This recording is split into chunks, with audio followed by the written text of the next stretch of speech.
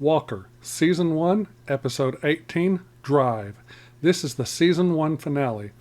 This episode begins at the exact spot we left off in the last episode of Walker, with Walker pointing a gun at Stan Morrison after Walker was run off the road by two of his men, which Walker ends up killing. Cordell takes Stan's cell phone away from him and then tells Stan to get in his vehicle on the driver's side, and Walker gets in the front passenger seat while still holding Stan at gunpoint and tells him to drive. Abilene, Bonham, Liam, Brett, August, and Stella all go to Stan's house for Abilene and Bonham's vow renewal celebration. Liam is anxious and keeps looking at his phone to see if the election returns are coming in, which they have not started coming in yet, and Brett tells him to relax. While driving, Stan informs Cordell that the gas gauge is reading E for empty, so they stop at a country convenience store gas station. Walker takes the keys from Stan and gets out of the vehicle and fills it up with gas. While outside the truck, Stan has another cell phone that he pulls out without Walker seeing and texts Captain Larry James, telling him that Walker has taken him hostage. As Cordell finishes filling the gas tank up, he gets an alert on his cell phone and realizes Stan has texted emergency services along with Captain Larry James. Walker gets angry and confronts Stan and takes the second cell phone from him. Walker gets in and tells him to start the truck and drive. At Ranger headquarters, Captain Larry James is trying to call Walker to find out what is really going on, but Walker doesn't answer his calls. He leaves a message and tells him he's going to keep calling him until he picks up. Captain James tells his staff to keep working because he is still trying to gather information. He tells them if you're working on an active case, just keep working on that case. He tells them no one is to talk to the press and to try not to get distracted by all this until they know more. Mickey and Trey are at their place and they're having lunch with Trey's mom when Mickey gets a call from Captain James, and he tells her Walker has taken Stan Morrison hostage, and he tells her to find him and find out what is going on. She acknowledges and says loud and clear, "Captain."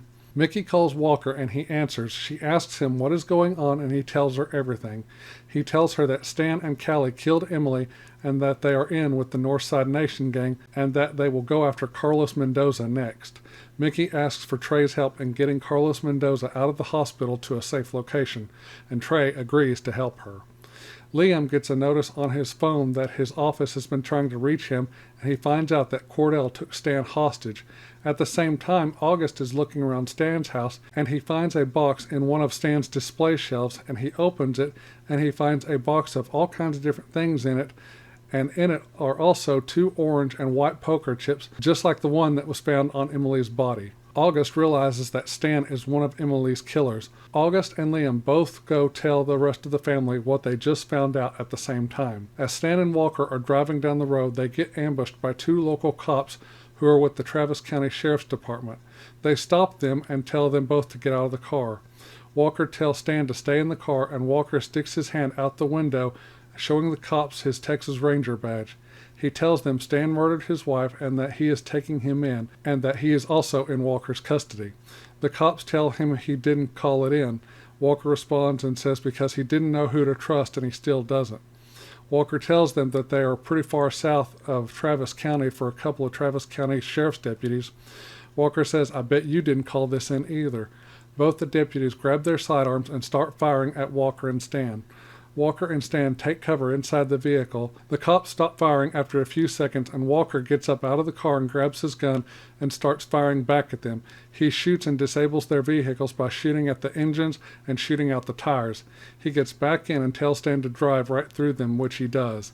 Stan and Walker realize now that Northside Nation wants Stan dead because he knows too much. Walker tells him, "Yeah, you're expendable now." Walker tells him to turn south, that they are going to the border.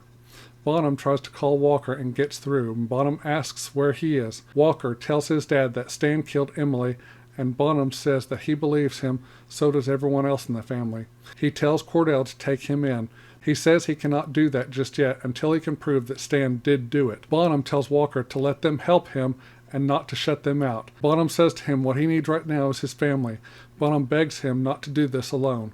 Cordell then asks to speak to Liam, and Bonham hands him the phone, and Walker says he needs his brother's office to get Carlos Mendoza into protective custody because he knows the truth about Stan, Callie, and Northside Nation and everything else. He tells him he has someone going to get Carlos Mendoza right now. Liam says he will make sure it is done and that Carlos Mendoza is safe. Liam asks Cordell if Stan confessed.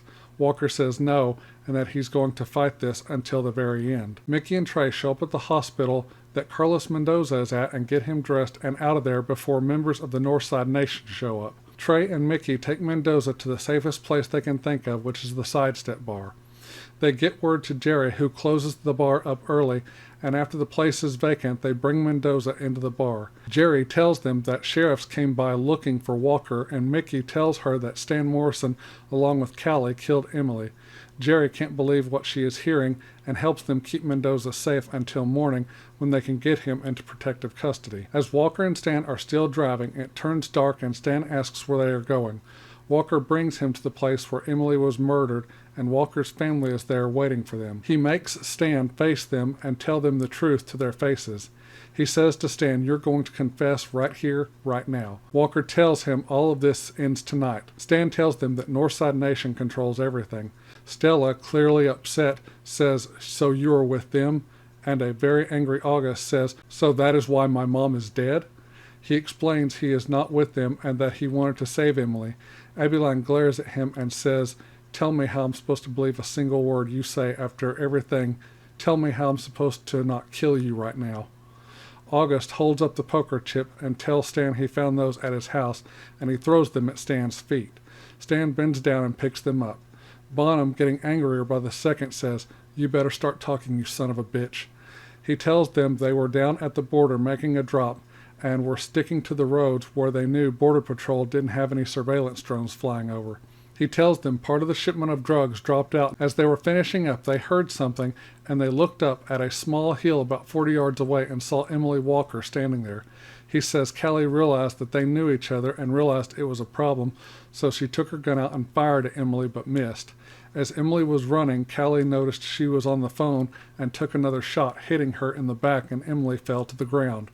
Walker says, "But there were 2 gunshot wounds." Walker says, "She wasn't dead when you found her, was she?" She had only been shot once, and Stan tried to reason with Callie and her 2 men and to save Emily, but realized it wasn't going to happen, so he fired his gun at her, killing her this time. All of the Walker family stand there just sick to their stomach at what they are hearing. Liam asks why did he take the poker chips.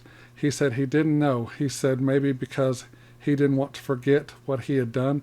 He follows that up by saying, "I think part of me even wanted to get caught."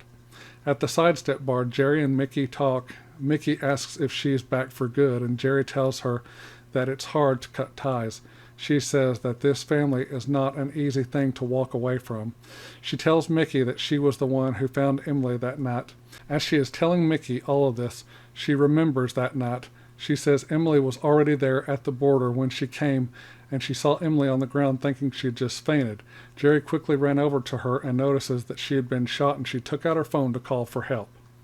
Then she says she found out that Northside Nation was involved in Emily's murder, and they were running money through her bar, and she said she just had to leave for a little bit because it just made her sick to think about. Then that is when Mickey realizes that not only were they running money through Jerry's bar, but also through Carlos Mendoza's family business, the art gallery down in Mexico. Back at the border where Walker and his family are hearing Stan confess, Bonham asks him when he started lying to them.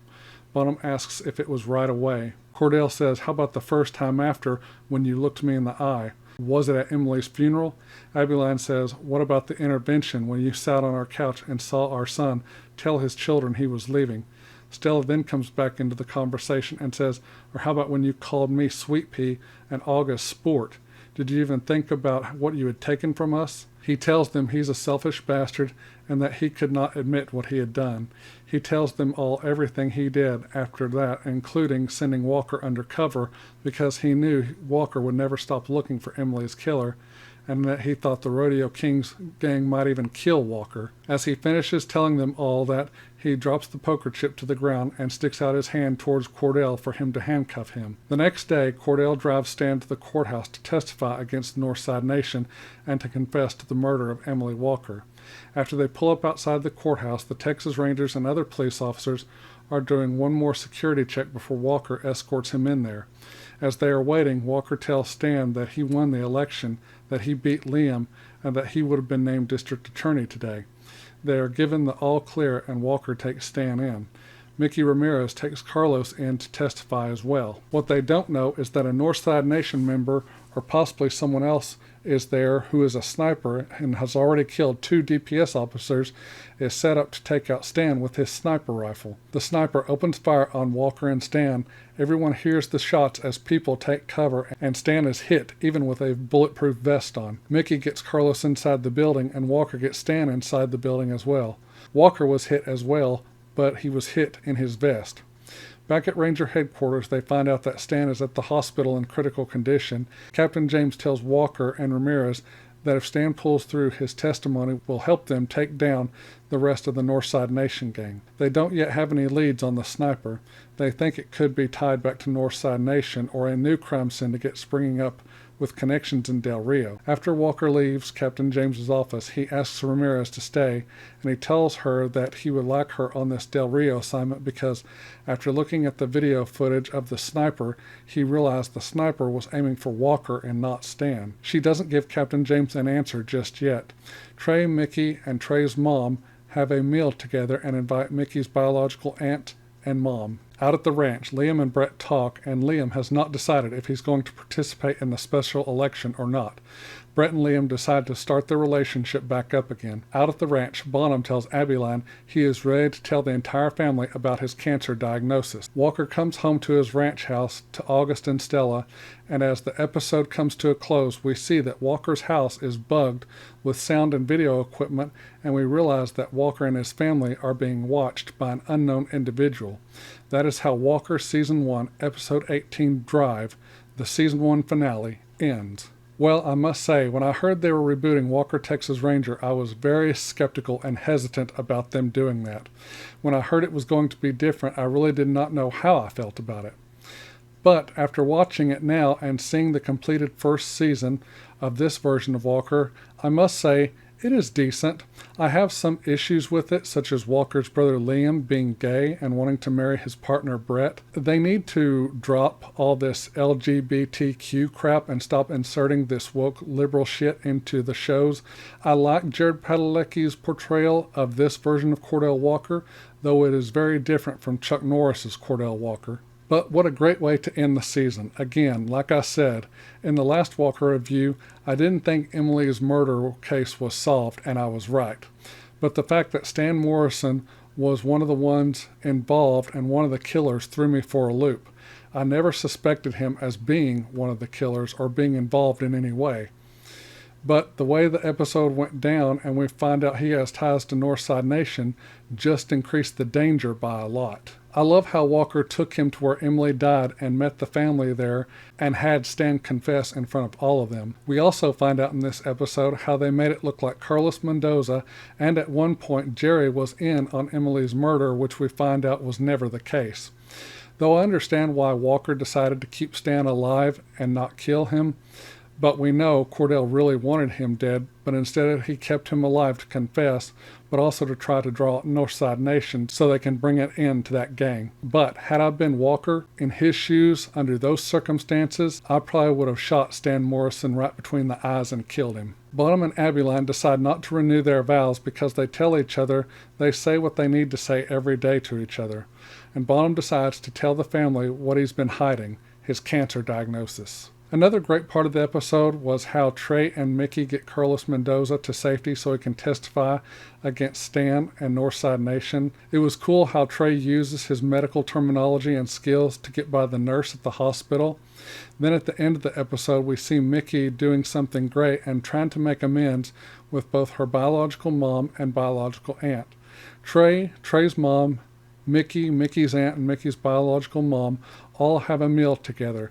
That was a great scene and a great moment for Mickey's character, and it really shows us that she's trying to grow and accept what's happened. Again, I wasn't a fan of Liam and his life partner. That could have been left out of the series. One thing I was a fan of was a character we lost about halfway through the season, and that was Walker's best friend, Hoyt Rawlins. He was just an all-out, fun-loving character. He was one of those people that would just do anything for anyone. Plus, his relationship with Walker's mom, Abeline, was just as sweet as can be. So that's all I have to say about this episode. For Walker Season 1, Episode 18, Drive, the Season 1 finale, I'm going to give it an A+. A great finale episode for this season. Great way to wrap it all up. But they did leave us hanging with a cliffhanger for Season 2, which is Walker's house, and it looks like his parents' house is secretly being bugged with audio and video devices watching them, and an unidentified individual whose face we don't see is shown watching them on several TV and computer monitors. I wonder if this was the sniper we see in this episode. If so, who is he or she? Are they someone from Walker's past? Is it a member of Northside Nation? Or could it possibly even be Trevor Strand? I guess we will have to wait until Season 2 to find out. I'm hoping also maybe Chuck Norris will make a special appearance in Season 2. As for the first season of this show, for a grade, I am going to grade this season, the whole season. I'm going to give the CW's Walker Season 1 an A-. I like this show. It's an okay show. It's not great. The original Chuck Norris Walker Texas Ranger show is still way better, like 50 times better than this, even though it gets far-fetched at times. I would probably like this Walker show better if the writers and creators would again leave all the woke garbage out of it. Besides all that, I really like this Walker, but not as good as the Chuck Norris Walker. But I enjoyed the season, and I am looking forward to Season 2. So with all that being said, I'm going to say good night. God bless. I love all of you, and I will see you all in the next video. Bye-bye.